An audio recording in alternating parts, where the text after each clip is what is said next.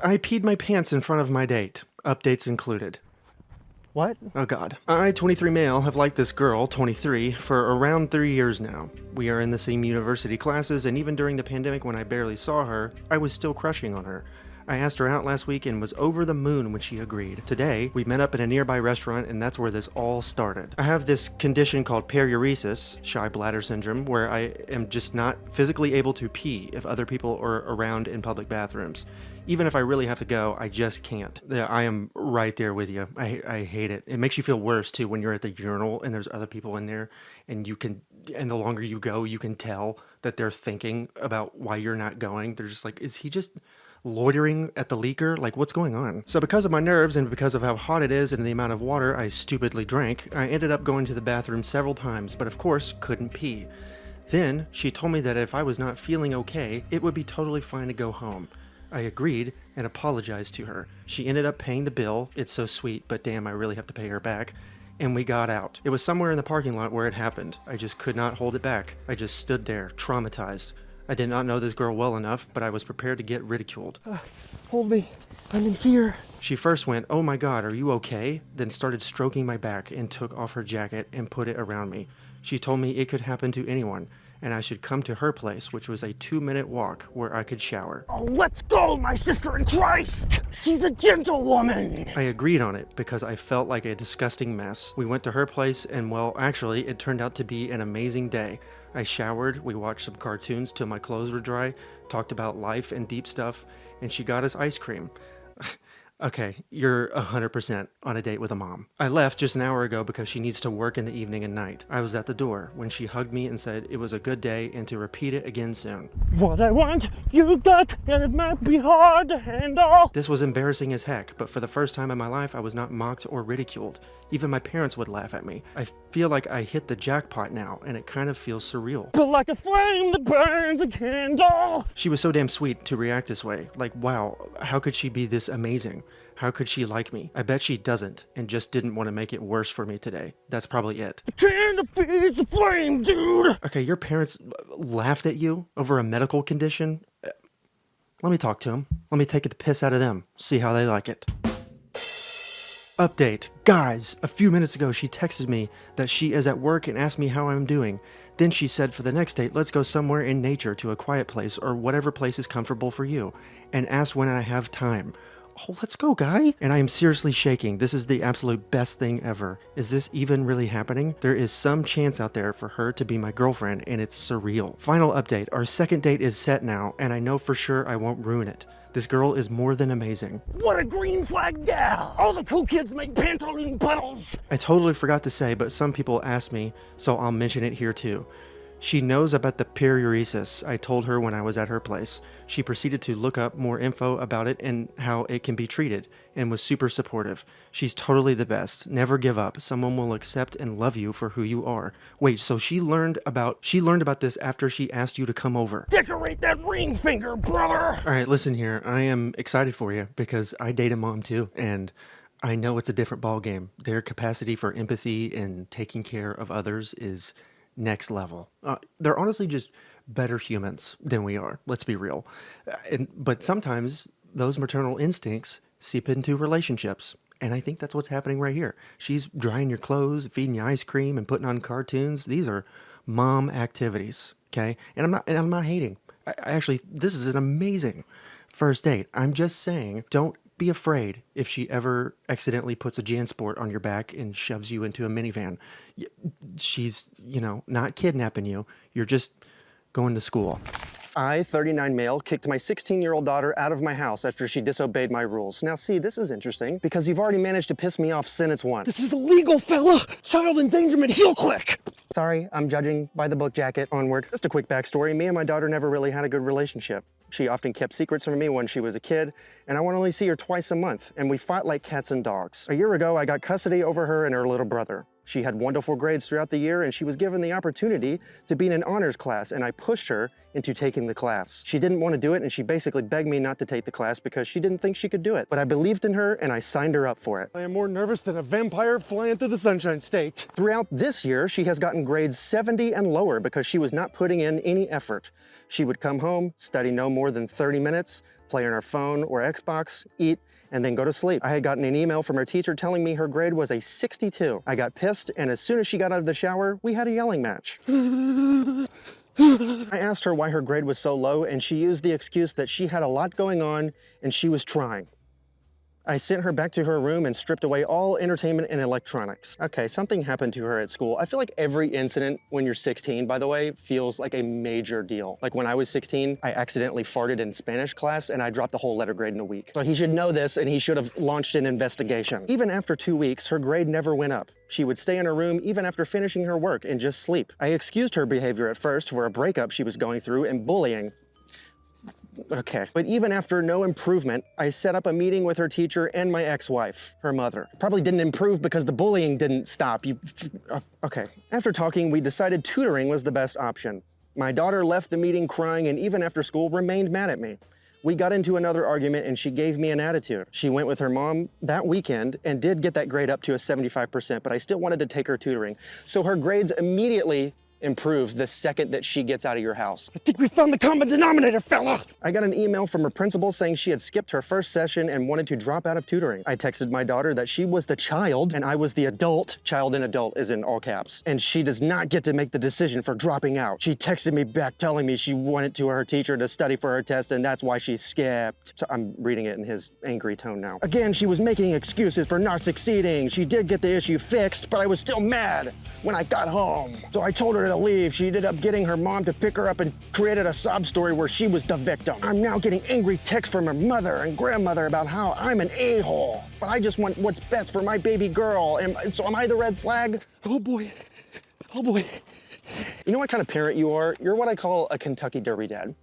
You didn't achieve anything that you wanted to when you were growing up, so you had a child who looks like you to live out your dreams. That way, once your daughter finally has success, then you can show her off to your friends and family like she's a damn show pony. And in a way, it weirdly feels like you're the one who achieved it. Basically, you're expecting a teenager to live up to your expectations that you once had for yourself, while she's also trying to live up to her own expectations. You treat her like a zoo animal more than a human being. You never bothered to really care about what was going on with her at school. You forced her to take a class that she didn't want to take. And then you removed her from your home because she didn't fix her grades the way that you wanted. She fixed the grades, but not the right way. So yes, you are an a-hole and you're a massive red flag. AITA for not buying my wife a plane ticket so she is missing the family vacation. My wife is horrible with money. At the beginning of our marriage, we pulled out money together and she would use all of it. Her job pays shit compared to mine, so when we combined the money, she went crazy. Well, I would say that you're gonna pay for this, but that probably sounds fun to you. So I had many conversations with her over it and even tried to get her to take a money binnacle class. Okay.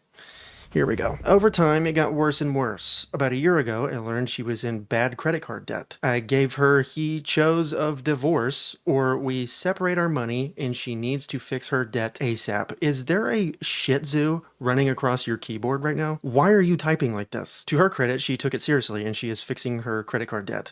We have separate money and I pay for the bills while her only worry is to buy groceries. My family has a big vacation coming up and everyone is invited. The trip is to Europe and plane tickets are going to cost $1,000.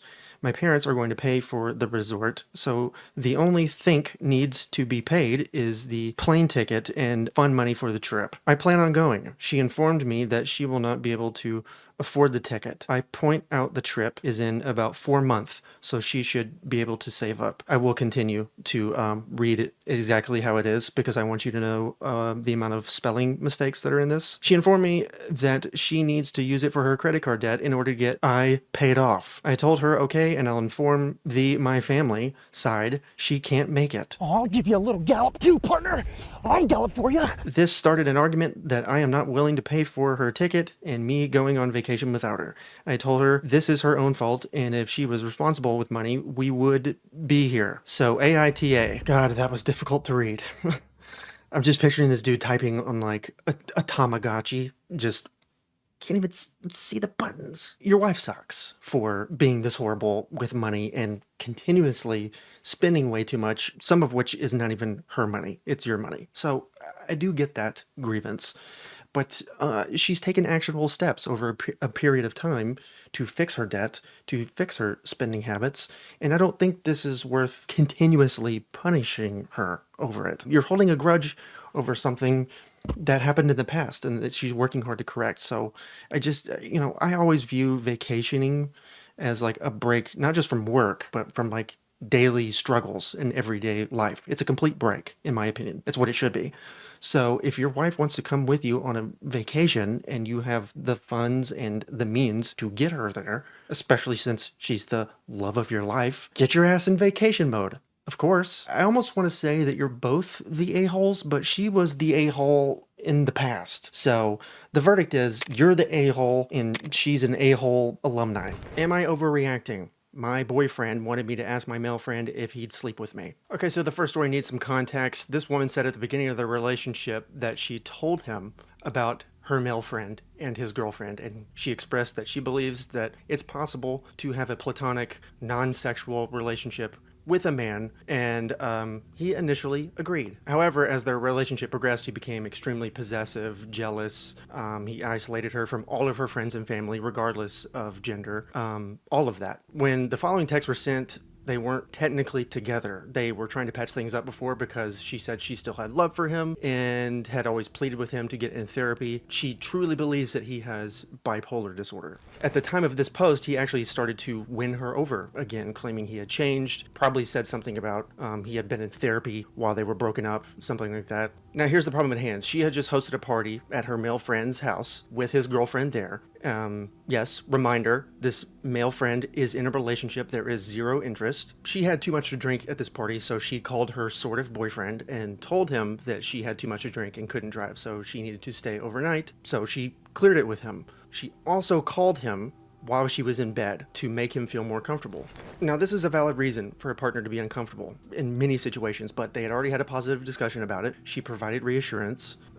The original poster and this guy were not legitimately dating at this point in time. And again, her male friend is in a relationship. Nevertheless, this sort of boyfriend told her that he's going to rip her male friend's throat out, which led to this text message exchange. Okay, tell blank you want to have sex with him tonight and see what he says. If you're right, he'll say no, right? And I'll apologize profusely to you both. Hey, this is nutty, buddy! That would be manipulating him and playing games. I'm not interested in doing that to get an apology from you. You need to apologize based on the facts at hand, not based on your feelings. And go with it. Don't just admit to, immediately be convincing. See what he says. Again, with these psychos, grammar is never their strong suit. Ever. I've never seen a complete sentence or complete thought with any of these people, so keep that in mind as we go forward. Ha ha ha ha ha ha ha ha ha ha ha ha ha ha. Because you know deep down in your heart what the answer would be, and that would your sweet little fake friendship. Ha ha ha.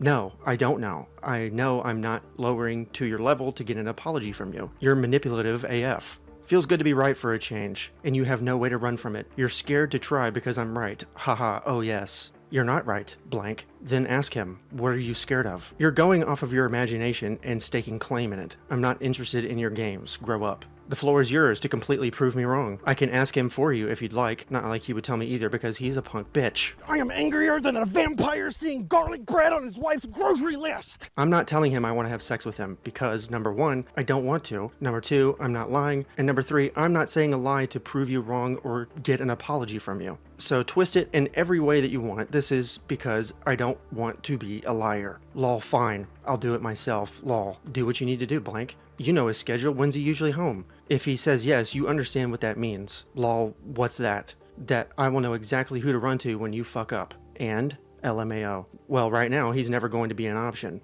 What?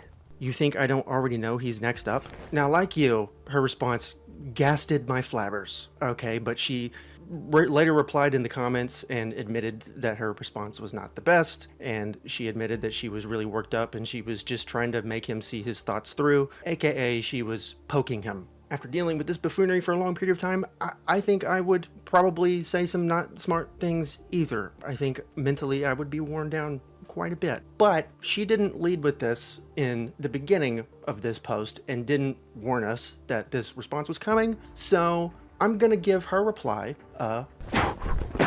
still, his reaction and responses are way worse, and they actually get a little scary at the end here. There's the blank I know. Okay, enjoy talking to yourself. I know you're about to be gross and ugly. Have a good day here. He's a smart little rat, playing the long game with old blank, learning you just waiting for me to fuck up, lol. Smart little thing, but I know what rats look like. You going to tell me when he's home, or am I just gonna have to show up randomly and squash this once and for all? It will take me 5 minutes to find out where he lives, so you can tell me when he's home, or I can go wait. Up to you. I'm a nervous ballerina. Terrified twirl. Terrified twirl. He's such a pussy. Never mind, maybe he doesn't want to fuck you. He may just want you to peg him. Man, fuck this, I'm so much better than this. You and that little F word deserve each other. Ah! Large language! Go have fun and enjoy him and his money. Have fun cheating on him in 5 years on your new jacked personal trainer, LMAO. I'm out of this bitch. Again, use your imagination on what that F word is. It's not fuck, I'll tell you that. It's another one. And then he sent a screenshot of messages that he exchanged with this male friend of hers.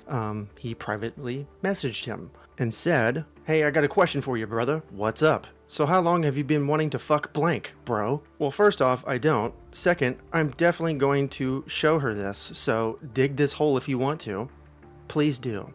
5 feet deep, 1 more to go. Did you bring your pine wood box, pal? Dig this hole if you want to, LMAO. He's good, I'll give him that. See, he's gonna show you that and throw even more fuel on the fire towards me, and then you will be over tonight and finally meet backshit blank. I think he means batshit, but he could very well not actually know what the term batshit is. He might actually think it's back shit. So he's mine's smart, really. A huge F word. There it is again. But kind of smart. Either way, this was fun while it lasted. Not really, though. Have a beautiful life together. So I have a theory here, and I've probably thought about this way too much, but I think it's true. There's a theme that we see here with a lot of these control freaks on this channel. When they text, they use a lot of ha ha ha ha ha and a lot of crying, laughing emojis excessively, to the point where it feels psychotic. I think this reaction is extremely similar to getting tickled. Hear me out for a second. Please don't go anywhere. When I was in high school, we learned that people who are ticklish have very sensitive nervous systems. So when we are tickled, our brain detects that as a threat. That's why we get all anxious and fidgety and panicky. We quite literally panic. That's what it is. And yet we laugh like hyenas. Why is that? Well, the laughter is both a defense mechanism and a coping mechanism at the same time. A defense mechanism because we're trying to tell the tickler that we're not alarmed or threatened and that we're okay. It's also a coping mechanism because we're trying to tell our brains that we're okay. We're trying to calm ourselves down from panicking. Right now, this dude is losing control in 2 different ways at once. He's losing control of the situation and he's losing control of his emotions, which is very overwhelming for a very toxic, controlling, manipulative person. So I think the reason that this dude is ha ha ha ha ha and sending a bunch of these crying, laughing emojis is because he's trying to convince his half-girlfriend that he's okay and that he's in control. And he's also trying to convince himself of that. So essentially, she's tickling him in a way. Awesome new manager break cycle with homeless guy outside. Perfect. Love breaking a cycle. I love pummeling a pattern. My old manager was a real working for the weekend type and never went out of their way for us or the customers no matter what. One of the most difficult things about her was we had a homeless guy who'd camp out in our back alley because a lot of heat comes off a vent back there, and she'd always make us toss him out because he was visible to customers from the main entrance. Guys, just trying to get some warmth. This feels like something a manager of like a Colton steakhouse would do, and I won't be explaining that one either. She's gone and we have a new manager now. Her first week, one of the employees said, "Hey, that guy's back." And the new manager said, "Is this guy here often?" And we told her the whole story. She asked what our interactions with him had been like, and we told her perfectly pleasant considering the circumstances. She walks out, shakes the guy's hand, and offers him a dishwashing job on a trial basis. Oh, my sweetie pie sister in Christ! She had one of the busboys help him get cleaned up and put him right to work. He knocked it out of the park, made good honest money, and got staff dinner. She told him he was welcome to come back to work any night of the week, and if he was consistent, she'd see about getting him hired. That was 2 weeks ago, and he started on a permanent basis today. You're so caring, you put sunscreen on your plants. Get honey-roasted! Update, I can't believe how this post has blown up. I just showed it to him, and he was honestly a bit freaked out by the whole thing, but touched by the incredible support and personal stories people shared. He's been able to move back in with his brother now that he has a job and is saving up all the money he makes there. He's a month clean and says things are going better now than they have in a long time. He says thanks again. It's good to hear a good manager story. I feel like the bad manager stories are way too common because I don't know why, but a lot of restaurant managers have weird power trips and the need to make everyone miserable. I don't know why that is, but it's true. You're in service and you treat people like ass. I don't understand. I really don't. So when there's actually good manager stories, it is a pleasant surprise. With all of these, fake rumors and stuff flying around, I didn't want to feed you all bad information. So I use today's sponsor, Ground News, to help me avoid red flag sources. If you're not familiar, Ground News gathers news articles from all around the world and provides context on that source's political leaning, reliability, and ownership, so you can make a more informed opinion about any news story, whether it's political or not. For my case, I looked for sources that stay factual historically and don't get too emotionally charged, because emotionally charged news sources are much more likely to leave information out to better support their point. I came up here and I searched CEO Andy Byron, and from here it shows me a complete list of all the news sources covering this story. When I was looking to fact check the statement from Andy's wife Megan, I avoided this source because they've got a history of mixed factuality. I then moved to this article from Snopes, and I saw that they have a history of very high factuality. So this is one of the sources that I used to confirm that the statement was false. Or how about this? How about a more opinionated headline? Let's look at this one. Can you ever expect privacy in public? Coldplay Kiss Camera Saga tells us a lot about the answer. I think the affair is way worse than a concert kiss cam, so I can already tell that this take is going to be colder than dry ice. And also they have a reputation of mixed factuality, so I avoided this one too. One of my favorite features though is the blind spot feed. It shows you stories that are being underreported by either side of the political spectrum, so you can see what's getting left out of your bubble. For me, Ground News has been extremely useful for cutting out biases, sensationalism, and just debunking fake information. So if you want to cut out the junk too, visit ground.news/pointer or use the QR code on screen and get 40% off your Vantage plan and unlimited access. That's ground.news/pointer. Am I the red flag for canceling my girlfriend's birthday dinner because she burned my Wagyu steaks? I have been in a relationship with my girlfriend for about a year. We cohabitate and have done so for the past 6 months. A couple of weeks back, I blew about $200 ordering some Wagyu steaks. I was looking forward to them coming so much because I love cooking and have never had a real Wagyu steak before. They arrived on Thursday evening last week, and I decided we'd have them for dinner on Friday night. My girlfriend seemed generally uninterested as she's not much of a steak person, but she said she'd enjoy them with me. Did you order steaks for her birthday dinner knowing that she hates them? Am I reading this wrong? Is it time now? No. Will you Ice Cube should have hired you for that movie, Are We There Yet? Because you wouldn't even have to act. On Friday morning, we had an argument before I went to work. It was really stupid. She disagreed with me on a project that I'm working on involving the garage, and despite the fact that I own the house we live in, kept trying to assert authority over the decisions I made. She then brought up the Wagyu steaks as evidence that I was wasting money on the project and an expensive food. I went to work in a bad mood, but I sent her a text in the afternoon saying that I'd like to talk it over a bit when I got home with a cool head. She didn't answer. I left work around 5:30, looking forward to the steaks, but when I walked in the door, there was this horrible smoke smell. My girlfriend greeted me, grabbed my hand, and led me to the table. She said, "Dinner is served." The steaks were pitch black, completely inedible. Eating them would have been a health hazard. I asked what the hell she was thinking, and she theatrically gasped with her hand over her mouth and then said, "Oh, me?" Oh, my sinister sister in Christ! The plot has been twisted! And this is why we wait. Hello. Now let me get one thing straight here. There was no way she accidentally got those steaks to that condition. Based on our frying pan, she probably turned the heat up as high as it would go, threw them on with no oil or butter, and just let them sit. That was completely intentional. I called her on her lie. She kept being obtuse. She kept using little phrases like, "Oh, aren't you happy?" and "Oh, weren't you looking forward to these steaks?" I've never been so disgusted with her. Well, her birthday was on Sunday, and I had reservations at a really nice French restaurant for her and her parents and me. Oh, so the steaks were just for him. sickening. Oh, it keeps getting worse. The plot sickens. I just flat out told her that I was canceling the reservation. She immediately flipped and told me that her parents were going to be super upset, but I didn't care. She grabbed the steaks and threw them in the garbage, where they were going to go anyway, and then stormed off. Sunday came and went. She didn't say a single word to me, opting to lock herself in another room. Her parents have had full radio silence. I'm starting to feel bad about my decision, but did I go over the top here? Okay, this one is interesting because there is a little bit of nuance here. We don't know what the garage project was.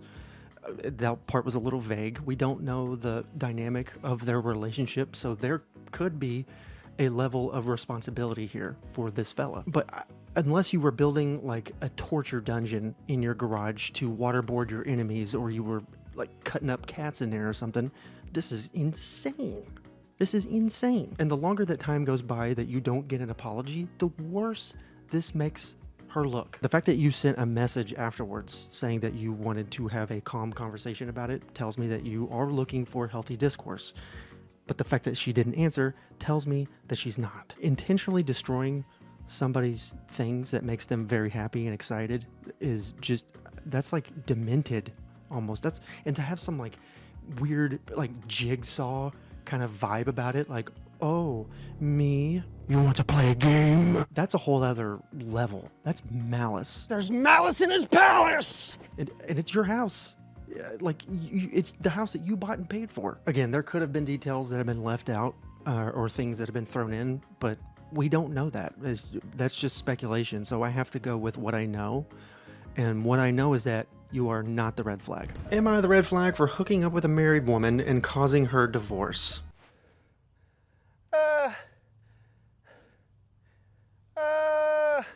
Okay, I retire. No, I don't. I don't have enough money. Here we go. I, 21 male, have been hooking up with a woman, 32 female, for about 6 months. It started as something casual. We met through a mutual friend at a party, hit it off, and things escalated from there. I knew she was married, but she told me that she was in an unhappy marriage and was planning to leave her husband. She made it sound like the divorce was already a done deal, so I didn't feel too guilty about it. Oh, I'm gonna pass away in this public park. Somebody playing disc golf will find me, and it'll be Reddit's fault. But you felt a little guilty. Okay.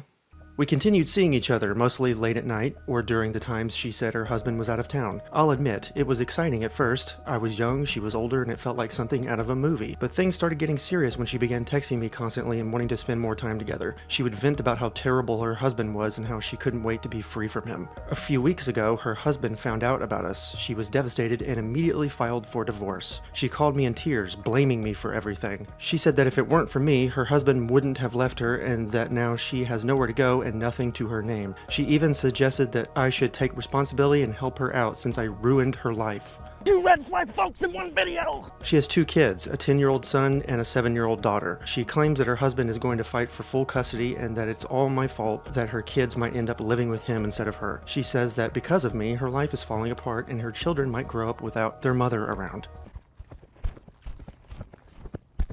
I feel bad about this situation, but I also think it's unfair for her to put all the blame on me. I never forced her to cheat, and I wasn't the one who filed for divorce. I'm also not in a position to support her financially or emotionally. I'm still trying to figure out my own life. So am I the red flag for hooking up with a married woman and causing her divorce, knowing she has kids? Okay, here's what I think is happening underneath the emotional hood here, and my audience can let me know if they think I'm right or not. The wife love-bombed you because there's trouble going on at home, and she needed somebody to take away the pain as quickly as possible, which was a boy toy, which was you. She also needed somebody to vent to, and she's not gonna go to therapy for that because she's a narcissist, and narcissists don't do that because therapy requires accountability, and she's not capable of doing that. Clearly. She also didn't want to leave her husband. He wanted to leave her, and she knew that. So she was desperately looking for a branch to grab onto before she hit the ground. You are that branch. She also has the emotional intelligence of a Geico caveman, so she doesn't know how to deal with negative feelings or emotions, so she just makes them stick onto somebody else. And here's the golden rule. If they constantly talk about their ex, even if it's in a negative way, they're not over them or they're not separated. Now you, on the other hand, are a steaming bag of shit, because you knowingly had an affair with somebody who is still married and also has children. No matter how many times you try to rationalize it or in how many different ways you try to rationalize it, That's the fact. You had an affair because you're a dumb college kid and you think life is one long screening of American Pie. But it's not. It's reality. And the reality is, you screwed up a father and his 2 children for the rest of their lives. But you're just a young dummy. You can learn from this at some point. She can't. She is older and she's a narcissist. Narcissists don't learn. They forget. So I think she's way worse. Nevertheless, you're both red flags. AITA for keeping my son away from my mom because she fed him custard. My wife, 30s, and I, also 30s, have a baby boy. Last year, we flew across the country with him to attend a family reunion and visit my parents. Things were going well until my wife caught my mom, 68, trying to feed our baby custard off a spoon. Interesting that you listed her exact age, but you didn't list you guys' ages. Petty. Trying to feed our baby custard off a spoon against 2 of our clear rules. No sugar before 1-year-old and no spoon feeding. We're doing BLW. My wife and mom had discussed feeding boundaries at length for weeks, and our 6-month-old had just started solids.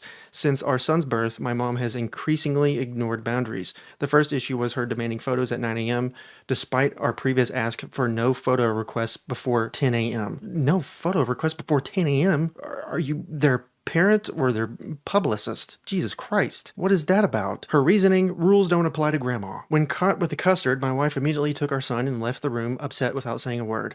I stayed behind and asked my mom why she didn't ask first, and she said because I knew you'd say no. Oh, you Granny Smith asshole! I was livid. This showed she increasingly overrode our parenting decisions. Later, she tried to brush it off as sarcasm. My mom's sister, who witnessed it, validated my wife's reaction. The next day, we sat my parents down to talk. My mom initially apologized, but quickly backpedaled, changing details. It was a fork, not a spoon. He just reached for it. Things got heated. My dad said we were being harsh, and later, my mom claimed my wife screamed at her. Neither of us remember screaming, but we aren't going to gaslight her. Sounds like you screamed at her. We ended the trip early and pulled back communication. My wife, who had been sending daily photos and videos, stopped completely. I now send occasional ones. We tried working on things. My wife proposed an exercise where they would answer questions about their grandparent expectations, and we would discuss them together. We agreed they could attend our son's first birthday if we completed the exercise. They agreed. Exercise. After multiple reschedules due to my wife's postpartum struggles, we finally set a time last minute, but my mom refused to get dressed to be on video, saying I called every shot so far and that she'd just listen off camera. My wife felt slighted and revoked their birthday invitation. My mom later gave a veiled threat and then a different excuse, but the damage was done and we withdrew further. After further reflection and therapy, we told them we need them to seek therapy before resuming visits. Their response mentioned the screaming again and uncertainty if this will work out, but then still ask for photos every once in a while. Since then, I've kept casual conversation, but deflect photo and visit requests until they start therapy. So, AITA for holding this boundary until therapy happens. Is my wife TAH for yelling or revoking the daily photos in response? For context, they were present at his birth and had 2 good visits where my mom respected boundaries, which made this breach feel even more shocking. I was with you a bit at the beginning here, even though your rules are a little odd and I don't quite understand some of them. It's still very annoying to have your parents not respect your wishes. But you lost me at the end here. I don't know what this is. You expect them to give you all the leeway in the world with rescheduling this video call thing, but the second that she refuses to be on camera, that's like the final straw? Like, what is this? And now I'm rethinking all of some of this other stuff. Like, your punishments don't fit the crime. For example, you end the trip early, you stop communication, and you demand therapy, all because Gran did what Grans do. Grannies feed their grandkids, and grannies love to take photos. And they also get up at 4 a.m. So asking Granny to wait until 10 a.m. to take a photo, 10 a.m. is almost their supper time. So that's crazy. This all just feels like a lot, especially since your grandparents live all the way across the other side of the country, it sounds like, and they don't get to see your son very often. It just feels like you're using your child to control them. And I don't like that you get to disrespect their time over and over again just because, she didn't listen to you. And you know what? I don't even think your grandma is an a-hole at all. In fact, I think she's following her instincts, really. So, verdict, you're the a-hole. My son and his friend are a couple. How do I let them know it's okay? My boy is 20 years old. He's absolutely my pride and joy, and there was nothing he could do that would ever make me love him less. For the first half of his life, I regrettably wasn't involved very much. His mother and I parted ways when he was just a few months old, and at the time I was struggling with a heroin addiction and was absolutely not as present in his life as I should have been, nor was I suited to fatherhood at all. I saw him at most 2 to 3 times a year for the first 12 years of his life. I won't discuss details because that's his private story to tell, but when he was 12, he revealed to me that he was being badly mistreated at the hands of his mother and her boyfriend.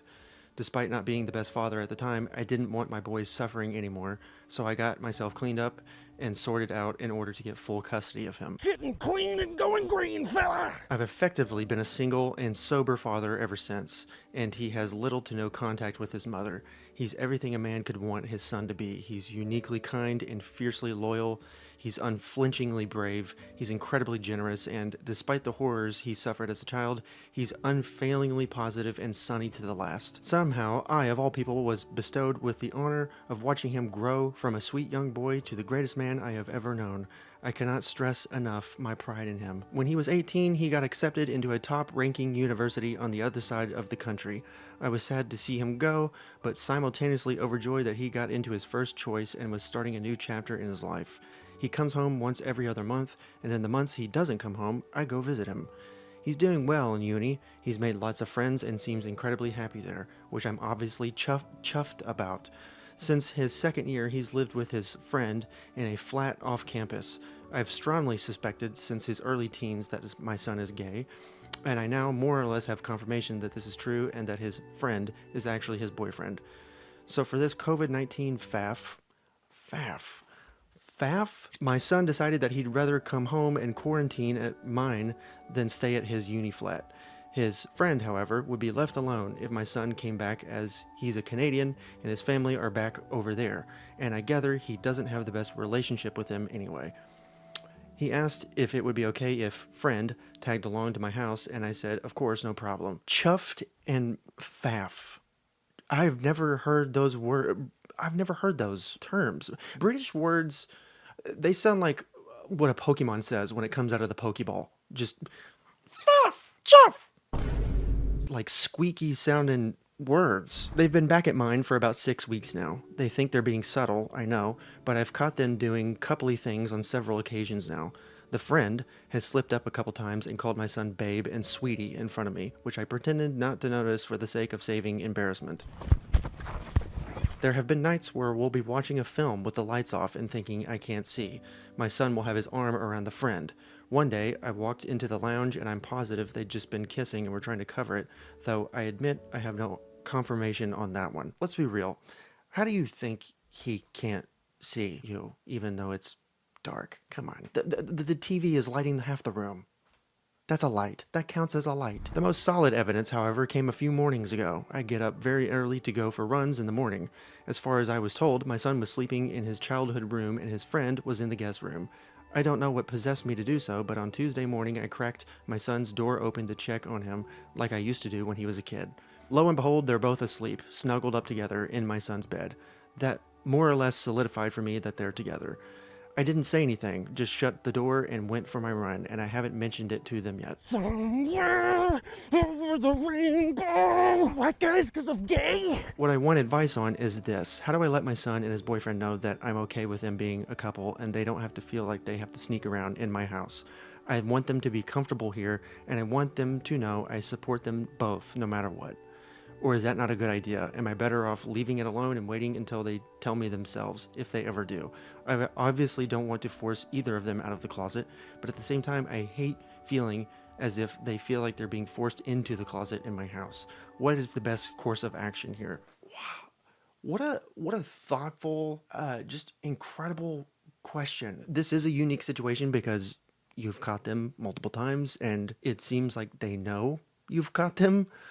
But maybe not directly come out. Maybe a text. How about a text? Maybe offer up a disclaimer and just being like, "Hey, look, I don't want to force you into saying something you don't want to say, but if you and your friend are, then just know I support you. Okay, I love you no matter what. I don't want you to feel uncomfortable." Maybe you can do that in a text update. My son was busy with some assignments both for his freelancing job and his uni work most of the day, and I didn't want to disturb him, so I waited until after dinner to chat. Friend went to have a bath while my son and I watched telly. I told him face to face, "Son, I love you very much. You don't have to tell me anything you don't want to, but I want you and friend to feel comfortable being yourselves in my house, and you don't ever need to hide anything from me, all right?" Are you two a part of the rainbow that Skittles keeps telling us to taste? Because you guys are too sweet. Get honey roasted, queens! Well, it turns out a hell of a lot of you were right. Son burst out laughing and said, "Oh, thank God. I reckoned you clicked on, but didn't say anything because I didn't want to make you feel weird." Basically, we've each been pussyfooting around the topic because neither one of us wanted to make the other uncomfortable talking about it. We've had a bit of chat, and he confirmed that I'm right in thinking they've been together since their first year of uni, and that's why they moved in together in second year. However, apparently, I'm not as brilliant and intuitive as I thought, because apparently one of his friends in secondary school was his boyfriend for a year, and I had absolutely no idea.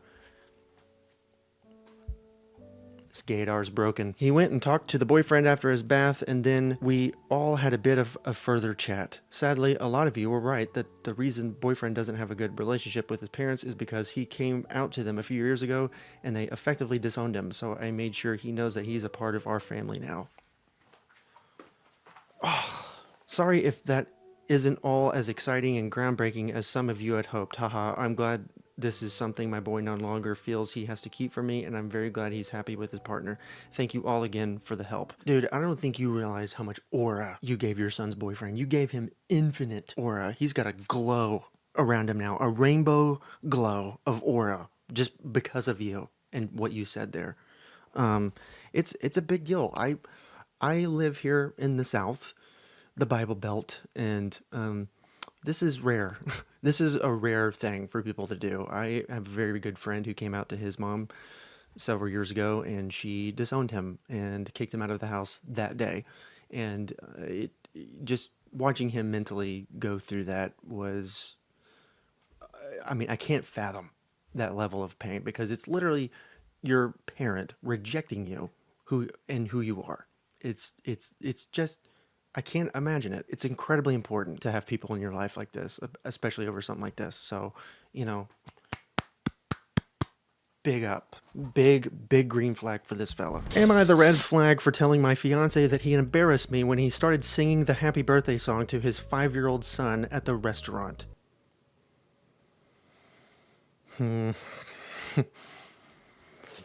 I, female 30, have been with my fiancé, Ned, male 36, for a year and a half. He has a 5-year-old son with his ex-girlfriend. They don't have a custody arrangement, but he has him most of the week because the mom is currently sick. His son is lovely, but I noticed that Ned takes him everywhere he goes. What? Including places that aren't child-friendly. And we have an issue with that now, but we're working on it. Yeah, he takes him everywhere. The mom is sick. What's the alternative? Put him in a terrarium? He's not a salamander. I'm gonna shut up. His son's 5th birthday was days ago. Ned took us out to a restaurant to celebrate. The place was nice and looked a bit unfitting for the occasion because it was a somewhat expensive place.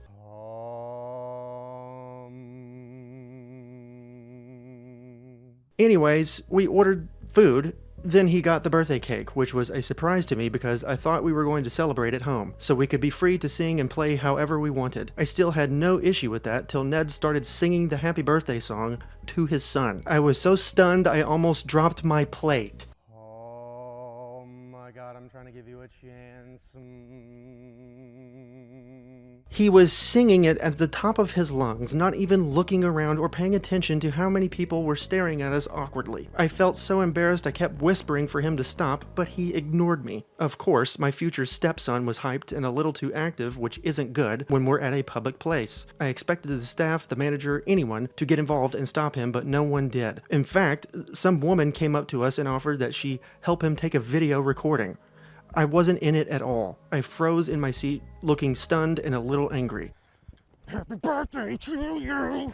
Happy birthday to you! He looked at me later, asking what was wrong. I didn't say anything except, "Thanks for finally noticing." He didn't understand what I meant, and I didn't explain till we were in the car. I flat out told him that he embarrassed me the second he started singing in the restaurant. He looked shocked, saying he didn't get why I would be embarrassed by him celebrating his son's birthday and cheering him up. I told him we could have done this at home when we'd be more comfortable and free. He took it as if I was ashamed of him and his son, but I denied it and said that it just felt awkward and embarrassing. Maybe because I've never been in this situation and also judging from the restaurant we were at. Happy birthday to the child! Happy birthday to you! He said that his son's mom is sick and he's trying to do all he can to cheer him up and that all families do that. And no one had an issue with that except me. Then when I tried to explain, he got mad and said he no longer felt like talking. We haven't been speaking since then. It appears he's still salty about me saying what I said and insinuating that I see him and his son as an embarrassment. Am I the red flag? I think he's being too harsh with the whole ignoring me thing instead of talking it out. Okay, I think I know how to fix your problem. What you want to do is really get your bowels moving, okay? Make yourself an entire pot of beans. Eat the whole thing, okay? Just really house some Hormel. Wait a little bit. If that doesn't work, go to the store. Get yourself some laxative. Come back home. Take the laxative. Make yourself another half a pot of beans. Wait a little bit. And that should flush out the bug that is up your butt. Seriously, what are we doing? What are we doing here? I'll let my audience handle this and tell you how wrong this is and why it's wrong. You're the red flag. Am I the red flag for assuming my daughter could have a third plate? Yesterday, my sister hosted a family dinner at her house. It was one of those just because dinners, no special occasion. My sister is a great cook and she made tons of food for that one night. My daughter was on her second plate by the end of the night. Once she finished, she asked if she could get another one. I said yes, but my sister, her aunt, looked at her with a shocked expression and said, "Another plate?" My daughter turned around and gave a somewhat uncomfortable look. My daughter is 16 and has 2 part-time jobs to pay for some of her college tuition, so she usually doesn't eat until 7 or 8 p.m. So I didn't even blink twice when she got up to grab her third plate. I turned to my sister and said, "She's been working all day without anything to eat. You made tons of food. It won't hurt for her to get another plate." My sister started yelling, saying something about how it wasn't my place to say if my daughter could get more of her food that she made. Now I do somewhat agree with that, and might be the red flag because of that. Looking back, I'm thinking maybe I should have asked. My daughter ended up not getting another plate, and the vibe was awkward now, so we just decided to go. Before we left, out the door, my sister stopped me and told me I should have taught my daughter manners and how it isn't right to get more than one plate at someone else's house. Okay, we've got to hold on for more information on this one. Red flag guy, please stand by. Damn it. I told my sister she was being ridiculous, and somehow our voices got loud enough where my mom started to hear us in the small corner. She came over and started telling me that she agreed with my sister and it was rude for my daughter to eat that many plates. I started to get fed up when they began telling me I wasn't teaching her proper manners, so I left. Then, of course, they began texting my phone saying how it was rude to leave in the middle of our conversation. I mean, y'all just beating a dead horse over and over. Like, how many times do you have to say the same thing? I don't think I was the red flag at all for leaving because I wasn't going to stay in a place where I felt disrespected, but I'm not sure about the plate thing, so am I the red flag for assuming my daughter could get another plate? This one is interesting because I was just reading some of the comments underneath this post and I discovered 2 very critical details for this story because the original poster was commenting and replying to people. Number 1, everyone else already had second plates, and number 2, everyone had already finished eating by then. Oh, sweet mother of Susan B. Anthony! So this begs the question, why did the sister say it was rude to get more than one plate? Here's what I think. I don't think the sister was concerned about her being rude. I think she was concerned about her being chubby. Fat shaming you quick! Now, as we know, in big family settings like this, there are certain gender expectations for what we put on our plates. The girls are supposed to eat like pigeons, and the boys are supposed to eat like Bissell vacuums. Just take everything, you know? This is especially true in the South, where I'm from. Me personally, I've always been very skinny my entire life, and I've always had a very small stomach. And, you know, that doesn't sit well with a lot of members in my family, and they constantly have to say things about, you know, how much I'm eating and my physical appearance. It doesn't matter how many plates. 17 plates, I could have 17. It wouldn't matter. Still getting comments about how I should eat more. And admittedly, I'm a little sensitive about that, so I sniff stuff out like this pretty easily. I think the sister had a knee-jerk reaction when she saw her niece getting a third plate, and that expectation of eating like a pigeon came into play, and then she got called out on it and got defensive and angry. The mom picked the sister side because she's just as dramatic as she is. Apple didn't fall far from the tree. I see where the original poster is coming from in the sense of not knowing whether it was right or not to not ask before getting a third plate, but the details from the comments nullifies that in my book. And this person's daughter is family. Like, why are they pitching such a fit about food? Well, it's because the sister is trying to cover her butt and use this fake meltdown as a distraction for what she actually meant by her original comment. So, in my mind, you are not the red flag. But you are my sister in Christ! Am I the red flag for using my wife's $400 hairdryer on my nards? Yeah, I have questions. And I'm scared of the answers. 35 male here. My wife, 32 female, bought herself this awesome hairdryer from Dyson, I think. Dyson last month, and she paid over $400 for it. He bleeped the brand name. I've never seen that before. It's amazing. No plugs, no free plugs. This is easily the coolest hairdryer I've ever seen. It's silver purple and has this really cool design. It reminds me of the plasma rifle from Halo.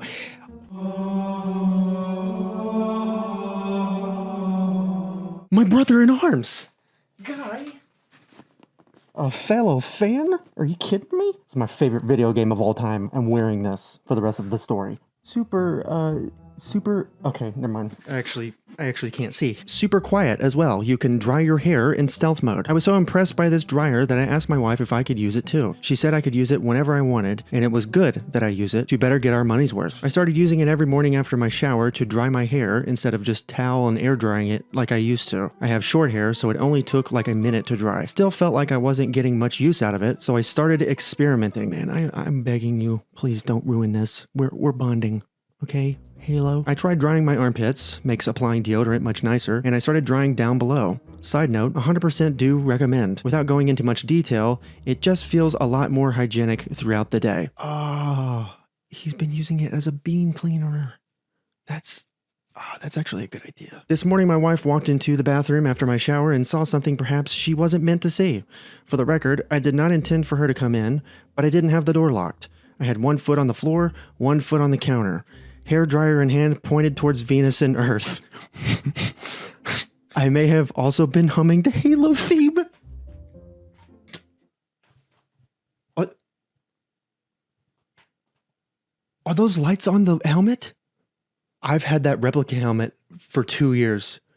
I didn't know that lit up. There's a button. Are you kidding me? You guys know how many times I've put this on my head? Not once have I even accidentally turned that on to realize this sooner. Oh, man. This is a great day. This is a great day. My wife had a bit of a freak out and was like, "What are you doing?" I stopped and reminded her that she said I could use the dryer whenever I wanted. She countered by saying that she didn't say I could use it that way. So I'm not sure if my wife has a point here. I definitely did not explicitly state how I was going to use the dryer, but there was no conversation of limitations beforehand. Am I the red flag? First of all, if I don't see the Dyson Beam Blaster on Target shelves by June, I'm filing a patent and making it myself. Second, I don't think you're, unless you keep doing this without her permission, then you are. But you're not quite, either. It's not polite to use your wife's products in a certain way without her consent. And it's also dumb to hop on a public forum and ask if your wife has a point, because of course she does. It's her things. A heads up would be nice if you're going to use her dryers so close to your head. So for this, I'm going to give you a sir.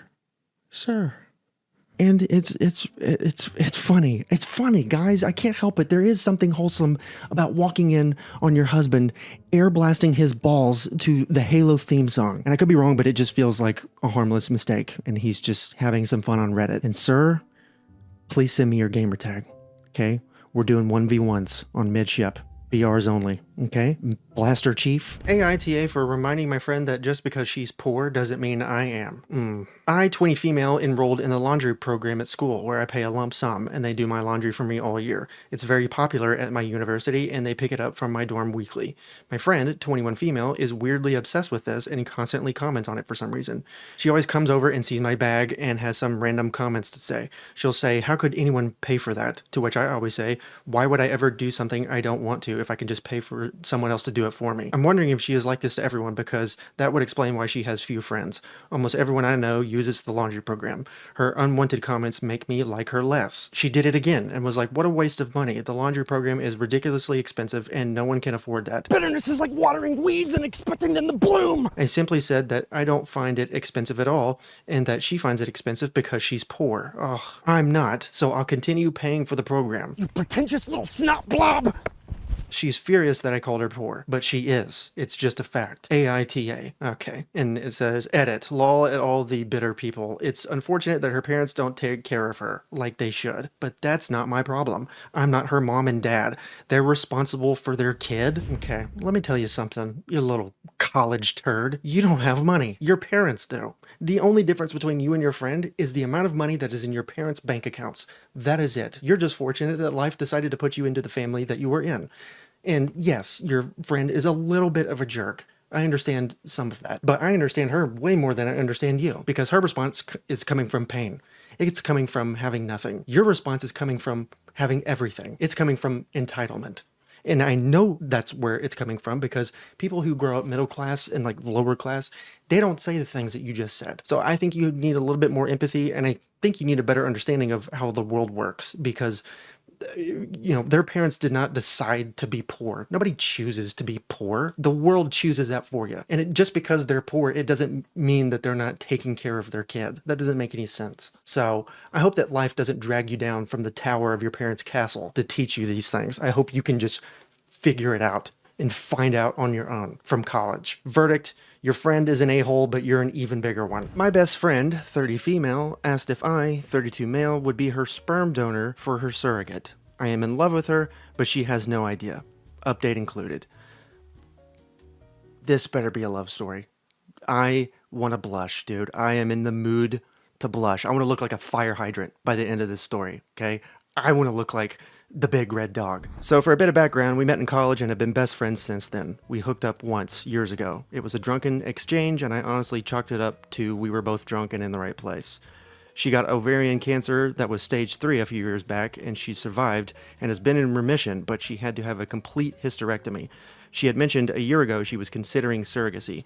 She had told me she planned to use a donor as she has been single for a while. The thing is, I am in love with her, and I have been for years, but she has no idea. I know at one point she had feelings for me, but I was seeing someone then, and out of respect for my girlfriend at the time, she never acted on it. I feel like before I give an answer, which will be yes, I should tell her how I feel. I want to make her dream of motherhood come true, and I'm honestly touched she thinks so highly of me she wants me to be the father. Because she is into you, dude. Regardless of how she feels, I will still donate, and if she doesn't still feel the same way, I will love her as my best friend. Okay, let me get this straight. She's single. She's in her 30s. She wants to have a child with you. She once had feelings for you. Dude, if you don't get in there and turn this into a movie, I'm going to be so upset. She is all the way into you, dude. And I mean that with the most love and respect and peace that I could fully conjure up at this moment in time.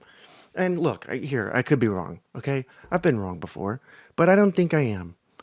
So just, and if I am, by the way, please do not have the child because that will forever complicate your future relationships. You'll never get past the first date. Imagine going on a first date and telling someone this. Just, oh, by the way, before we, have the second date, I should let you know that I have a child. It's a surrogate with a woman who I loved for my entire life, and I truly thought she was my soulmate for years. She was my best friend. She said no, though, but we have a child together. So, watch just the cloud of just flash over your first date's eyes as you're sitting there. Okay, now we got that out of the way. All right. You want some jalapeno poppers? All right, update. I appreciate all the feedback. Most of you were nice. There were a few idiots telling me I needed to be alpha and be more manly, but whatever. Yeah. Quick opinion, being a beta male isn't a bad thing and it doesn't make you any less of a man, and I won't be explaining that any further. Anyway, the consensus with my friends was I needed to tell her. We do brunch on Saturdays because she does yoga on Sundays, so we met up this morning. I could barely eat, and she could tell something was up. She got worried thinking I was going to say no or something worse, so by the time we took a walk, both of us were nervous wrecks. I am more nervous than a cactus in a bouncy castle. I set her down and told her everything about how I realized I was in love with her several years back, but was too much of a chicken shit to come clean. I told her that I never said anything because I did not want to jeopardize our friendship. Respectful, honest, demure. I don't think I'm using that word correctly. Her face turned white, and then a myriad of expressions came over her face. Then she started laughing till tears came down her face. I honestly was stunned. My stomach was in my throat, and I honestly thought that almost 12 years of friendship were down the toilet. Then she started crying, sobbing really, and she lightly hit my chest. She half laughed and sobbed that she was in love with me too. Yes, but she thought that it would also impede the friendship that we had had, and she wanted nothing to screw up what we have. Oh, thank you, God. Thank you, Mother Nature. Thank you, Keanu Reeves, for some reason. That's what I'm talking about. God, I just want to... I don't know why this is the reaction that I want to have. I don't know why I want to do this, but I just want to bow up for you, dude, for no reason. We hugged, and I told her that there was no one on this earth I would want to have a child with but her. We talked for hours. In fact, I just got home. We have decided that we want to focus on us for now. I want us to be at that point that we can do it together. Thank God. Also a fantastic decision. I know that this isn't a rom-com and that things could end up not working out for us in the end. However, if there are such things as soulmates, she is mine. Thank you guys and gals for giving me the courage to tell her. Yeah, it's not a rom-com, it's a fairy tale, brother. So much beauty, man. So much beauty. Ladies and gentlemen, I just found a second update in the comment section. Here we go. Well, she lost her job and started having medical issues. Meanwhile, we, as usual, spent all our free time together, and she just ended up moving in my place. I broached the subject of us getting married so she could get my health benefits, as she has at least 2 surgeries coming up. So we drove to Vegas and got married. We plan on doing things right next year and having a proper ceremony. Cutie patootie overload.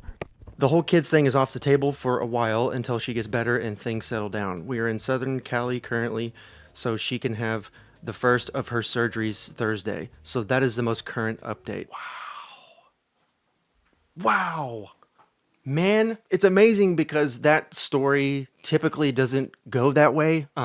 Usually it seems like just friends, you know, once you're in the friend zone, it's hard to get out. You know, that's kind of the whole standard thing. So when it's nice, it's so nice when it turns out to be the opposite, when it's like a Jim and Pam, you know, love story kind of thing. So it's just awesome.